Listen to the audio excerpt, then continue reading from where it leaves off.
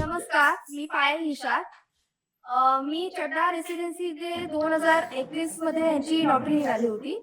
तेव्हा मी लॉटरीमध्ये नाव टाकलं होतं. त्यांनी असं लॉटरीमध्ये कधी सांगितलं होतं की ज्यांचं पूर्ण भारतात म्हणजे कुठेही स्वतःचं घर नाही अशी लॉटरी यांनी काढली होती.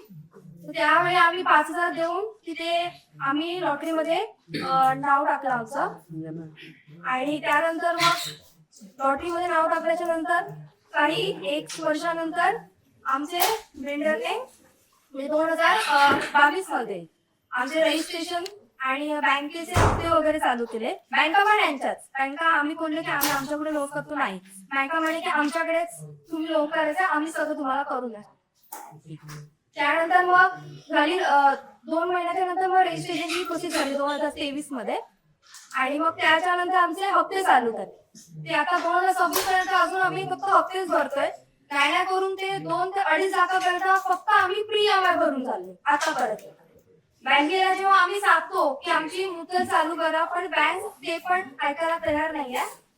बँक होतं नाही, जेव्हा तुमच्या हातात चावी नाही सेकंड डे आम्ही तुमच्या मुद्दल अमाऊंट चालू काढली.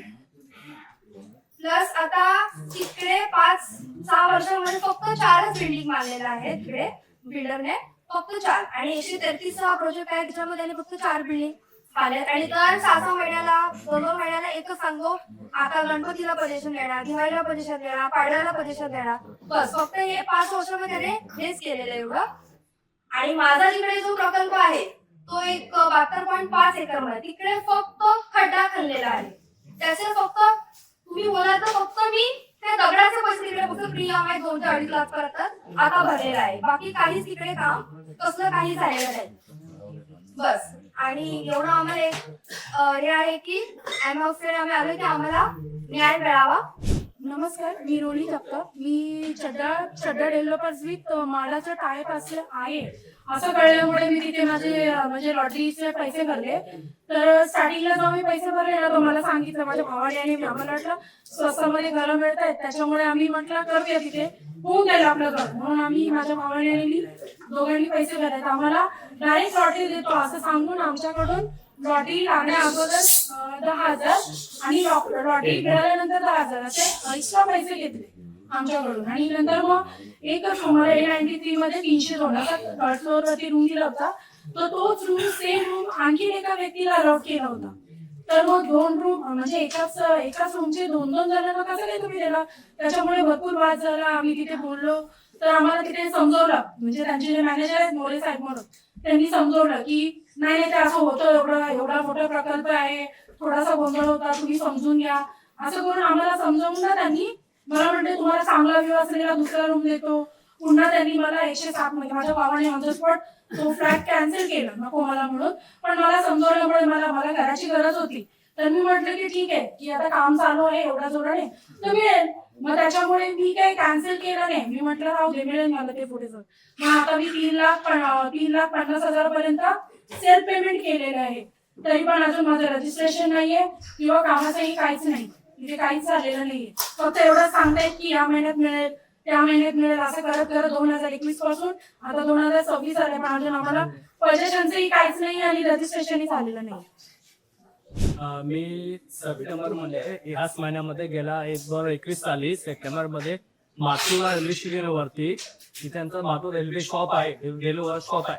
तिथे त्याची ऍड बघितली होती की मुंबईमध्ये स्वस्त आणि मस्त घरे 5,61,000 मध्ये याची मी ऍड बघितली.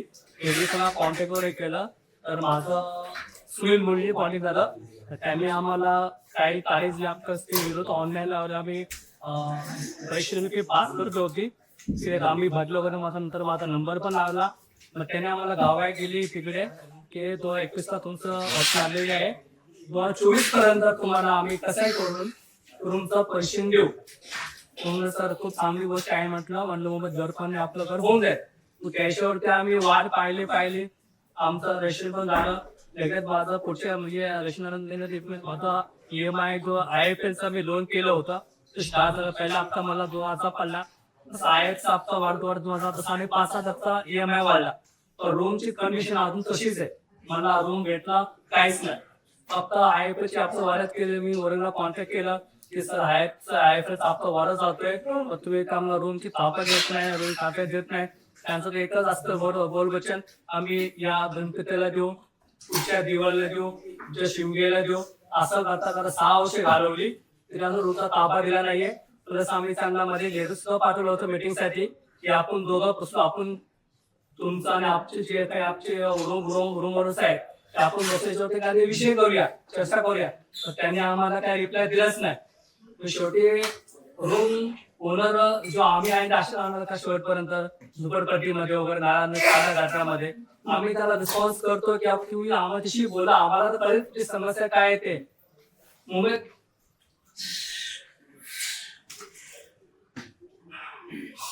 सरांना वाटते की मुंबईत हक्काचं घर हवंय, पण हा हरकत माणूस बसलाय चॅट डेव्हलपर वाला, फक्त बोलून बोलतो की आम्ही देऊ पण आम्हाला रूम त्याच्याकडून. आता माझं वय 45 इयर्स आहे, पण किती दिवस जगेल तुमची गॅरंटी नाहीये. आज तर माणसं खूप हॅरेटिंग जातात वगैरे, टेन्शन वगैरे. तर मला असं वाटतं की माझं जर ज्यूस गेला तर माझी बायको पण रस्ता येते, कारण माझं मुंबईत घरच नाही स्वतःच. एकच आशा पकडली होती आम्ही की आम्हाला मुंबईत स्वस्त घर भेटेल.